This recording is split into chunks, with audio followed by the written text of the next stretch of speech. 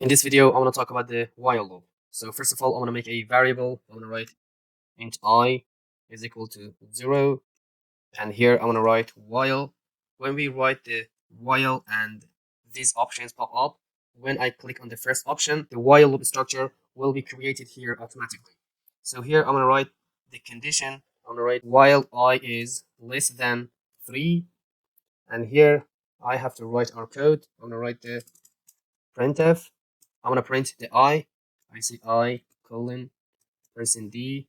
I'm gonna put here \n. So I semicolon. And here I'm gonna write I plus plus semicolon. And outside this curly bracket, I'm gonna write another printf. In order to understand this is the end of our while loop, I'm gonna write this is the end of loop. So here the I variable is our initial variable. I gave the value 0 to that. And here in while loop structure, I have written that as long as this condition is true, run this line of code.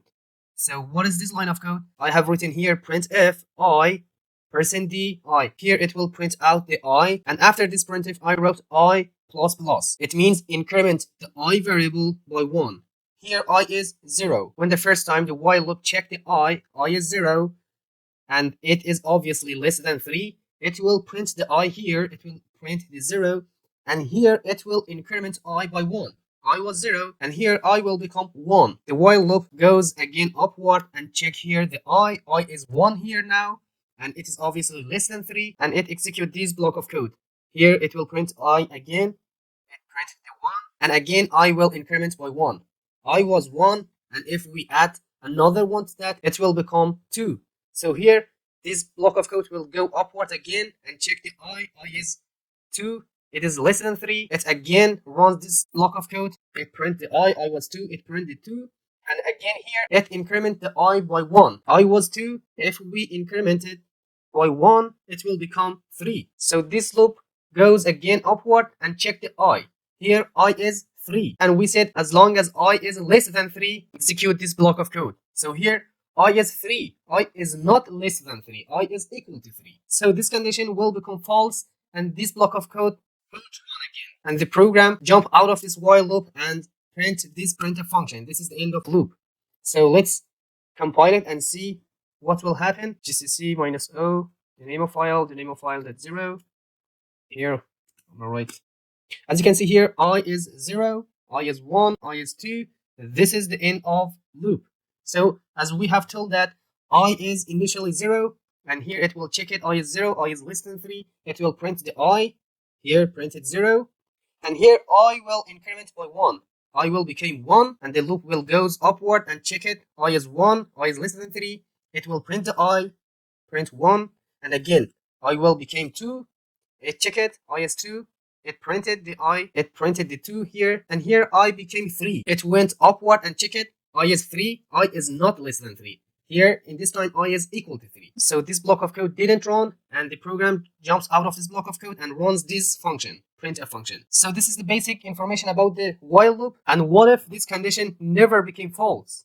What if this condition always be true? If this condition always be true, this block of code will run always, and we name that loop infinite loop.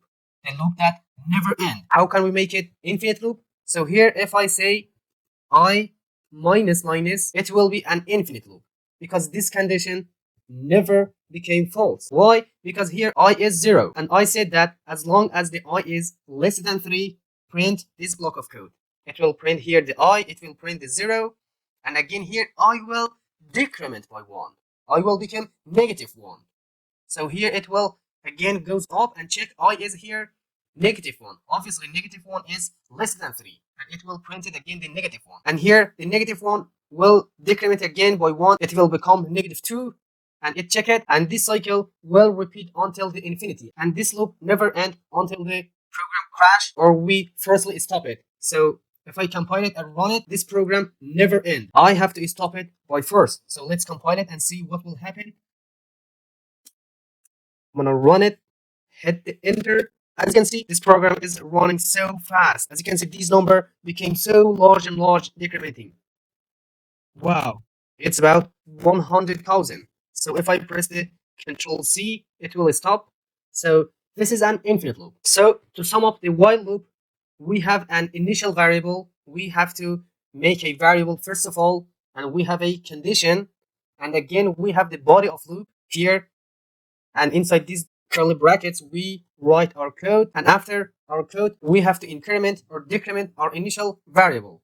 So this is the basic introduction about the while loop. See you next video, and bye for now.